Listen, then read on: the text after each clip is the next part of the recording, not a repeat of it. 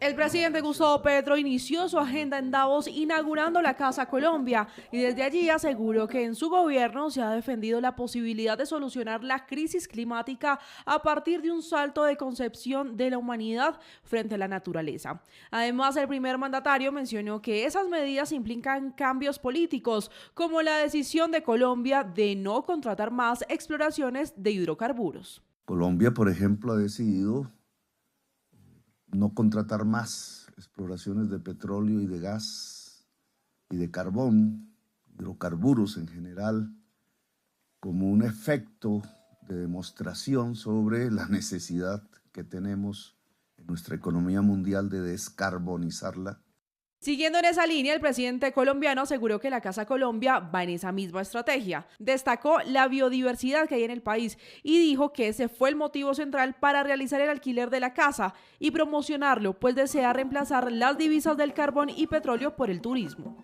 Por eso hemos hecho esta campaña tratando de invitar no solo a inversionistas, sino a personas comunes y corrientes a visitar a Colombia.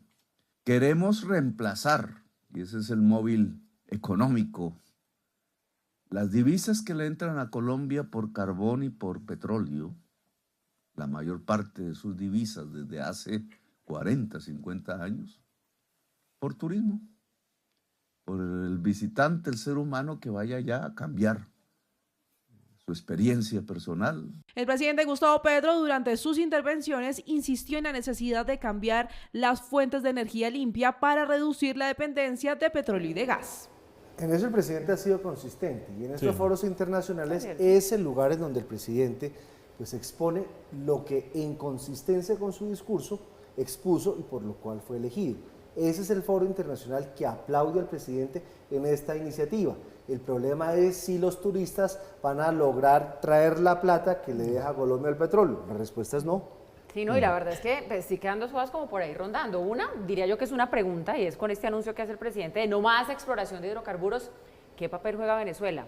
¿Hay algún papel ahí? ¿Están pensando en Venezuela para algo? ¿Venezuela qué tiene que ver ahí? Pues si se suspende la exploración de gas, y Venezuela no que ¿Usted quería cree que que nos usted está importara queriendo gas. decir que es para comprarle a los venezolanos? No creo. Pues es una, digamos que es una idea que ya ha estado sobre la mesa varias veces y el presidente, como usted dice, coherente con sus ideas y con sus proyectos, vuelve otra vez sobre el tema. Esa es una inquietud, por eso digo, es una pregunta.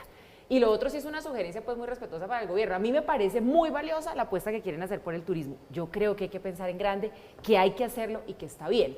Pero no sería mejor primero pensar en arreglar esos problemas internos, infraestructura, seguridad, demás, que eso marche bien para ahí sí poder echar a andar la idea del turismo. Esperar como 50 años. Pues no necesariamente, si de verdad años. nos enfocamos y le ponemos las pilas podría ser antes. No, Lo que pasa es que somos dispersos con esos asuntos. No estoy de acuerdo con usted, yo creo que sí hay que traer turistas. Me parece bien la estrategia del gobierno.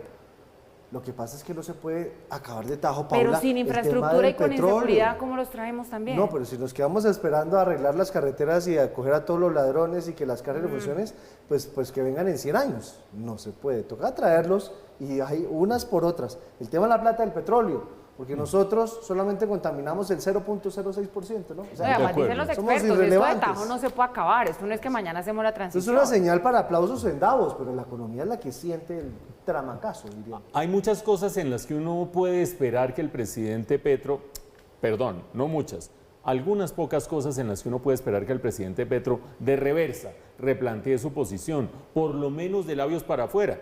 Como por ejemplo cuando dijo, nosotros sí queremos los Juegos Panamericanos. Ajá, bueno, por ejemplo cosas como esas. Pero en esta de no otorgar nuevas licencias de exploración de petróleo y gas, creo que no va a dar reversa mientras sea presidente de la República y no va a dar reversa después.